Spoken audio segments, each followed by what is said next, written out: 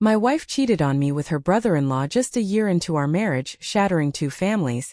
But now that I'm divorcing her and taking it to court, everyone's blaming me for not being understanding of her past trauma. Can you imagine being told your marriage is over because your wife cheated on you with her own sister's husband? And then, to top it all off, having everyone accuse you of not loving her enough because of her childhood trauma? This is my story, and it's been a living nightmare.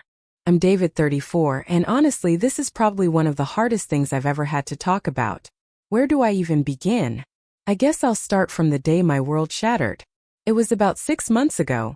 I had just gotten home from a long day at work, poured myself a drink, and thought it was going to be a normal, quiet evening. Boy, was I wrong. My entire world was about to change with one simple text message. It was from Rose, my wife Alice's older sister. We're close with Rose and her husband Terry, so a text from her wasn't out of the blue. But this one hit differently. She just asked if we could meet up in person. My gut twisted. I'm not one to jump to conclusions, but something felt seriously off. I asked her what it was about, and all she said was, "It's about Alice and Terry." That's when the unease really set in. Terry, 39, is Rose's husband, and I'd always liked the guy. We weren't super close, but I had no reason to suspect anything shady. Until then. We met the next day at a coffee shop. I still remember how tense she looked, like she hadn't slept in days. Rose didn't waste any time. She pulled out her phone and showed me a series of texts and pictures between Alice and Terry. My heart just sank. I was staring at undeniable proof that my wife had cheated on me with her sister's husband. There were messages like, "Last night was amazing, can't wait to see you again." And even worse, intimate photos of them together. Not just flirty pictures, but ones that made me feel physically sick. It was like the wind had been knocked right out of me. I didn't know what to say. I just sat there in silence for what felt like an eternity, trying to process it all. The shock was overwhelming. The weirdest part? I had zero suspicions until that moment. Alice and I had been together for nearly 3 years, married for one, and I honestly thought we were solid. Sure, we had our ups and downs like any couple, but nothing that would ever make me think she'd cheat. Especially not with Terry, of all people. I thanked Rose for telling me. Left the coffee shop feeling completely numb. I sat in my car for a while, just staring at the steering wheel, trying to wrap my head around it. The drive home was a blur. My mind raced with questions. How long had this been going on? Was it something I did? Did they think they could just get away with it? When I got home, Alice was sitting on the couch, scrolling through her phone like it was any other day. I walked in, and the moment she saw my face, I think she knew. I didn't have to say much.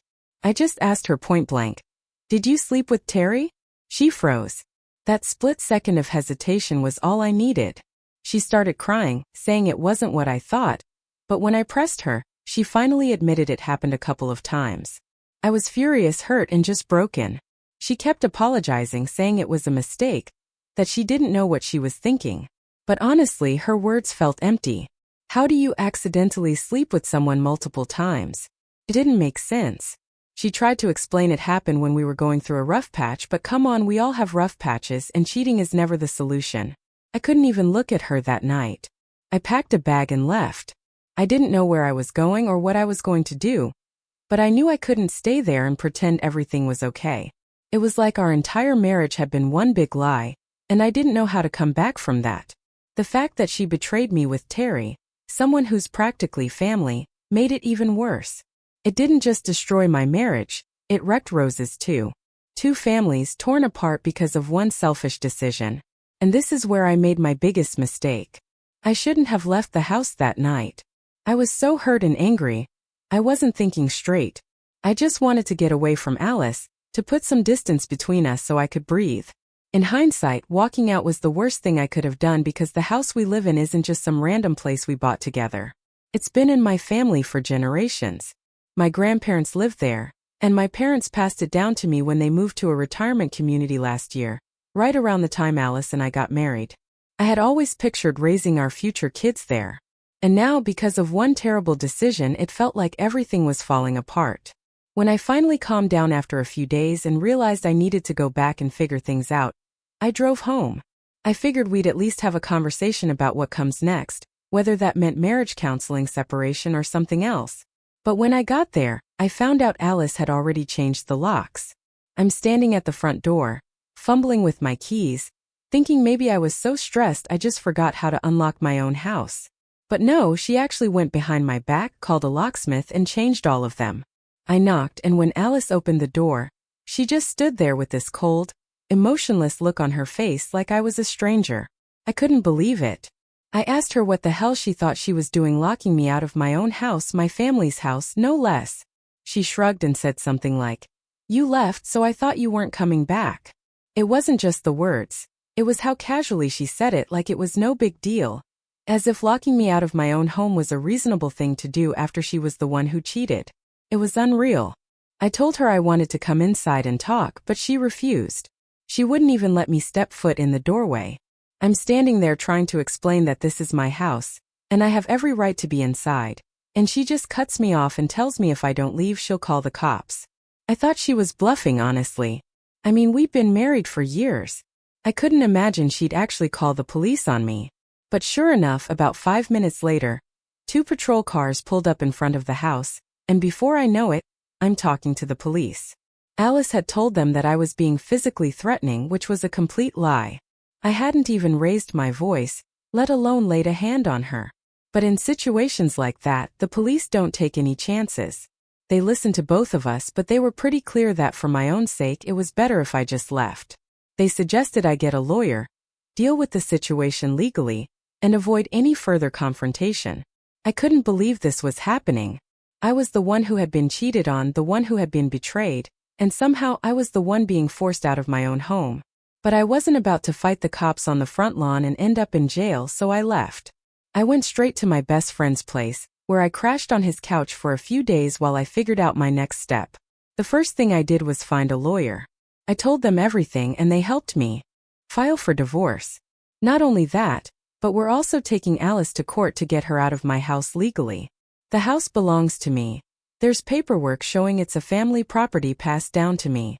But because she's my wife and we've lived there together for a while, it's not as simple as just kicking her out. It's a process, and a messy one at that. To make things worse, Alice has been trying to paint me as the bad guy. She's telling people that I abandoned her after we had an argument, conveniently leaving out the part where she cheated on me with her sister's husband. She's even made me out to be aggressive, which is absurd to anyone who knows me. I'm not that guy. I've never been that guy. But now I feel like I'm stuck defending myself, not just in court, but to everyone around us. But that wasn't it. After I filed the case, that's when Alice started talking about working things out. You know how ironic that is, right? I mean, she didn't seem too interested in working things out when she was sneaking around with Terry. But now all of a sudden she's desperate to fix things.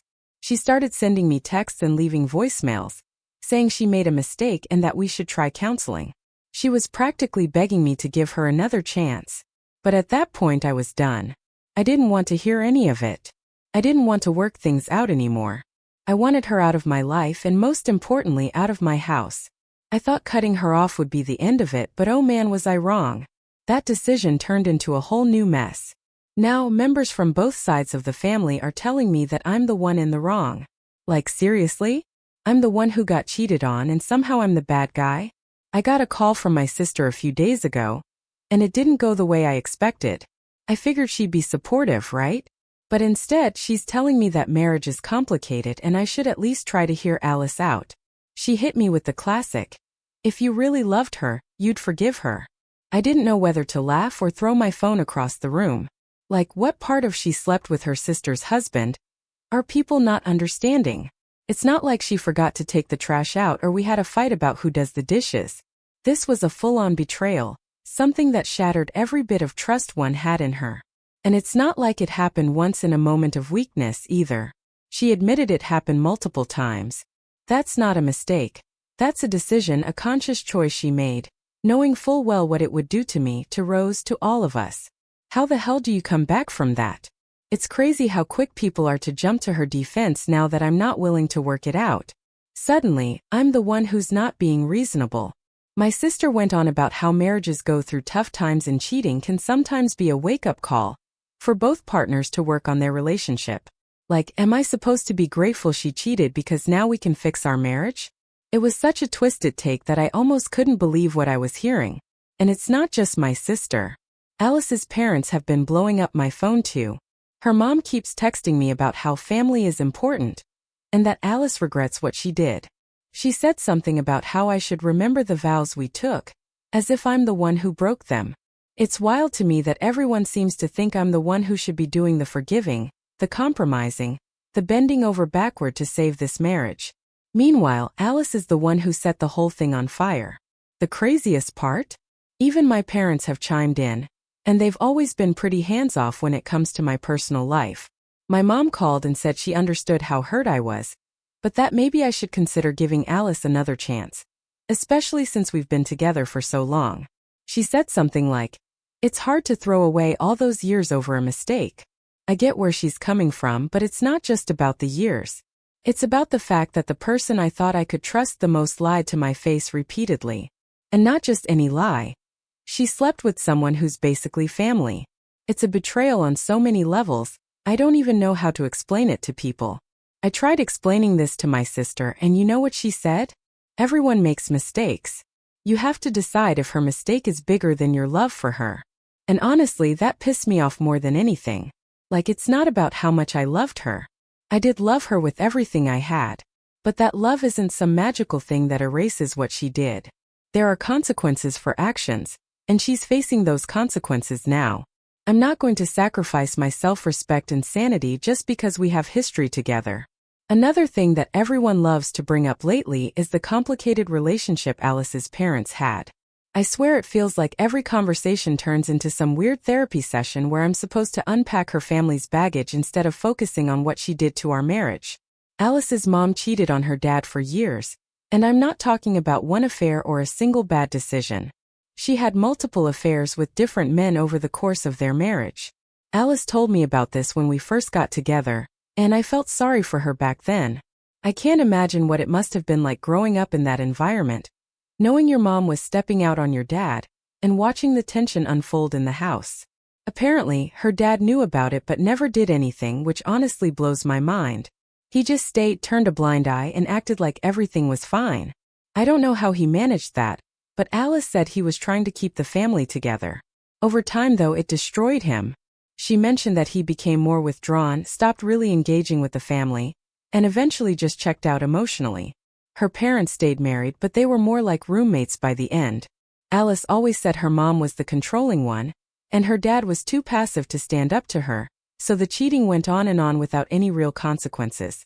Now, Alice and her relatives are using this as some sort of justification for her cheating on me. Like, because she grew up in a household where infidelity was just swept under the rug, that somehow excuses her behavior. That's the part that really drives me crazy. They want me to be understanding and considerate of her trauma. But at the end of the day, I didn't cheat on her. She's the one who did this, and somehow I'm the one who's supposed to be empathetic and forgiving. Alice even said something like, "You know how messed up my childhood was." As if that's supposed to make everything okay. And don't get me wrong. I understand that growing up in a toxic environment can mess with your sense of relationships and boundaries. But that doesn't give you a free pass to hurt other people. I didn't marry her mom. I married her. And I had no idea that she would repeat the same mistakes she swore she hated watching as a kid. Her family, especially her mom, keeps trying to convince me that this isn't really who Alice is. That she's just acting out of unresolved issues from her childhood. They say things like, she's still learning how to have a healthy relationship, or she's afraid of losing love just like her dad did. Honestly, it feels like they're making excuses for her. And what kills me is that they expect me to stick around and help her figure it out. It's like, just because her dad stayed in a marriage full of betrayal doesn't mean I should too. I feel like no one is actually in my corner. Everyone keeps telling me to be the bigger person, to try and understand where Alice is coming from. But what about where I'm coming from? I'm the one who got cheated on, I'm the one who got blindsided by the person I thought I'd spend the rest of my life with. Yet somehow all the sympathy is going to Alice because of her trauma. It's honestly exhausting. So yeah, here I am, stuck in this weird limbo where it feels like the entire world is on Alice's side. And I'm just out here trying to figure out how to get my life back on track. Honestly, I feel like I'm losing my mind. Update 1. Hi everyone. First off, I just want to say thank you for all your kind words and suggestions. I honestly didn't expect so many responses, and it's been overwhelming in a good way. I've been feeling so lost, like I'm the only one going through this. But hearing from you all made me realize I'm not as alone as I thought. Some of you suggested I reach out to Rose, and I thought, why not? I hadn't really spoken to her since this whole mess exploded, but we were both in such a bad place, dealing with our own versions of the same nightmare. So I took your advice and gave her a call. Rose said she's been getting a lot of the same pressure from family and friends that I've been dealing with. People tell her that forgiveness is key, and that she should consider giving Terry another chance, especially because of their kids. That blew my mind. Like, how do people think that's even a reasonable suggestion after what they did? But Rose, being the badass that she is, said she's blocked all those people and is fully committed to moving on. She's not about to let anyone guilt her into staying in a toxic situation, and honestly, I respect the hell out of that. Talking to her made me feel a little better, like I wasn't crazy for wanting out of this mess. She gets it. She's living through the same nightmare, and she's handling it with so much strength. She told me, "You've got to do what's best for you. Don't let anyone make you feel like you're in the wrong for wanting to protect your peace." And I really needed to hear that. With everyone in my ear telling me I should forgive Alice, it's been hard to trust my own feelings. But hearing Rose say she's ready to move on gave me some clarity. It reminded me that I don't have to justify my decision to anyone. Not Alice, not our families, and certainly not the people who don't know the full story. Rose also said something that really stuck with me. She said that the longer you hold on to the hope of fixing something that's already broken beyond repair, the more you lose yourself. I could hear in her voice that she was done losing herself for the sake of a marriage that wasn't worth saving anymore. And I realized I needed to start thinking the same way. I've been stuck in this emotional limbo, second-guessing every decision, and worrying about what everyone else thinks, and it's been tearing me apart. But Rose made it clear. There's nothing wrong with choosing yourself over a relationship that's damaged beyond fixing. I told Rose about all the pressure I'd been getting from my own family and Alice's relatives. She laughed in that, "I know exactly what you're going through," kind of way, and said it's the same for her. People always have opinions, but at the end of the day, they're not the ones who have to live with the consequences. She told me that people tried to guilt-trip her by saying she wasn't thinking about her kids or her family's reputation, but she shut that down quickly. She said the best thing I can do for my kids is show them that it's okay to walk away from something that's toxic. Honestly, that hit me hard. I don't have kids, but the message is still the same. Sometimes walking away is the healthiest option, no matter what people say. I've been so worried about what others might think or say about me divorcing Alice, especially since they've been guilt-tripping me with all this talk about love, forgiveness, and loyalty. But talking to Rose reminded me that I can't live my life based on other people's expectations. I've got to do what's best for me, even if it means upsetting a few people along the way. Thanks again to everyone who encouraged me to reach out to her. It really made a difference. Update 2. Hi everyone. Some of you were curious about how exactly Rose found out about the affair. And it's actually an interesting and pretty messed up story. It wasn't some dramatic confrontation or a random confession. She basically uncovered the whole thing like a detective. So here's how it went down. Alice and Terry work in offices that are really close to each other, almost adjacent, so it wasn't weird for them to grab lunch together or hang out during their breaks. In fact, Rose never really thought anything of it because they both work in the same industry and they've known each other for years. She trusted them, and why wouldn't she? Alice was her sister and Terry was her husband. It wasn't like Rose was looking for any signs of trouble, at least not at first. But then Rose started noticing some strange transactions on Terry's credit card. There was this reoccurring charge that showed up every week. It wasn't a huge amount, just a few dollars here and there, but it was near both their offices. First, she assumed it was a restaurant. Terry told her he was grabbing lunch with coworkers sometimes, and with Alice's office being so close, she figured they were just grabbing a quick bite together. It was normal, right? Nothing suspicious. But Rose couldn't shake the feeling that something was off. The charges were consistent, happening like clockwork every week. She brushed it off for a while, not wanting to jump to conclusions, but then one day when she was picking Terry up from work, he dropped his car off at the mechanic or something. She saw the name again on the sign. Except it wasn't a restaurant. It was a hotel. When she saw that, everything clicked. I can't even imagine what was going through her mind at that moment. She told me that her stomach just dropped, and she got this overwhelming sense of dread. I mean, how could she not? All those small charges that she thought were for lunch suddenly had a much more sinister explanation. At that point, she knew something was seriously wrong. But she didn't confront Terry right away. Instead, she waited until they got home that night. After Terry fell asleep, Rose checked his phone. She didn't want to, but she couldn't just sleep with that feeling in her gut without knowing for sure. And sure enough, she found everything. Texts, pictures, videos, everything. Alice and Terry weren't just having an emotional affair or meeting up for coffee like she'd hoped. It was so much worse. They'd been sneaking off to that hotel regularly. And the texts left no doubt about what was going on. From the way she described it, it was all right there in black and white. Intimate conversations, plans to meet up, even photos that made her want to throw up. Rose told me that it was one of those moments where your whole world just shatters in front of you. She couldn't believe it. Her own sister. Her husband. She said she didn't sleep at all that night and just stayed up scrolling through the messages, trying to wrap her head around it. How the two people closest to her could betray her like that. The next morning, she didn't even confront Terry. She needed to talk to me first, and that's when she told me. Also, for those of you asking about Alice's parents and where they are now, that's a bit of a complicated story in itself. Alice's dad passed away a few years ago. From what Alice told me back when we first started dating, her dad was a good guy, but he wasn't exactly the type to stand up for himself.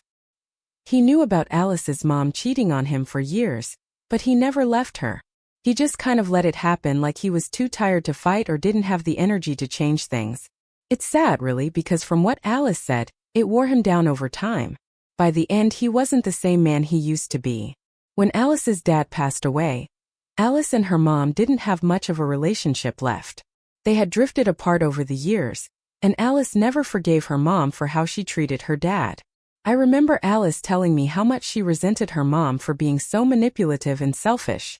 It was a huge point of tension in their family, and it definitely affected Alice growing up. Her mom was this overbearing, controlling person who thought she could do whatever she wanted, and Alice always said she wanted to be nothing like her. And that's the part that really stings at all of this. Alice spent so much time talking about how she never wanted to follow in her mom's footsteps, how she hated the idea of being someone who could cheat and hurt the people who loved her. And yet, here we are. It's like she ended up becoming the very person she swore she wouldn't be. I don't know if it's because of the way she was raised or if it's just an excuse people are trying to make for her now, but it's hard not to see the parallels. As for Alice's mom, she's still around, but they have no contact anymore. Alice cut her off a few years ago. It happened slowly at first. Alice would stop visiting as often, and their phone calls became less frequent. Eventually, there was a big blow-up between them over something that had been brewing for a long time. I wasn't there for the argument, but Alice told me afterward that she'd had enough of her mom's manipulative ways and didn't want her in her life anymore. Honestly, I didn't blame her at the time. Her mom sounded like a piece of work, always trying to guilt-trip Alice into feeling sorry for her, even though she was the one who destroyed their family. Update 3. Hi guys, I know it's been months since I last posted, but I finally got some updates, and let me tell you, it's been a roller coaster. The whole legal process dragged on for what felt like forever, but I'm relieved to say it's finally over. The house is legally mine. That was a huge relief. Alice tried to argue that she deserved part of it because she lived there during our marriage, but the fact that it's been in my family for so long worked in my favor. But I won't lie, there were some stressful moments during this whole process. Alice tried to play dirty at times, throwing accusations around and trying to paint me as the bad guy. At one point, she even hinted that I had been emotionally neglectful in the marriage, which honestly felt like a low blow. I mean, I wasn't perfect, but who is? We all have our moments, but I was never anything but faithful and committed to her. Even when things got tough. I thought we were a team. I guess in her mind that justified what she did, but for me, it only made it harder to keep my composure when we had to face each other in court. In the end though, the judge saw through all of it. The ruling came down, and it was pretty clear-cut. The house is legally mine. Alice had no real claim to it. She was ordered to move out, and I have to admit, watching her pack up and leave was one of the most surreal moments of my life. There was a part of me that felt relief, like a weight had been lifted, but there was also this weird sense of finality that hit me. It was like the last chapter of this crazy, painful story was closing, and as much as I wanted to move on, it felt strange to watch someone I once loved walk out of my life for good. We're officially divorced now, which honestly feels good to say. It's still weird when I catch myself thinking of her as my ex-wife instead of just Alice, but I guess that's normal when you've been with someone for so long. The only downside is that I do have to pay her spousal support. I wasn't thrilled about that part, but it's just the way the legal system works, I guess. She's not working full-time right now, and even though I'm not happy about supporting her financially after everything she did, it's a small price to pay to have her out of my life. I'm still reeling from everything that happened, but I'm finally starting to see a light at the end of the tunnel. It's a long road ahead, but at least now I'm walking it alone, and I'm walking towards something better. What do you think about how families can react when a marriage falls apart due to infidelity, especially when there's a history of similar issues?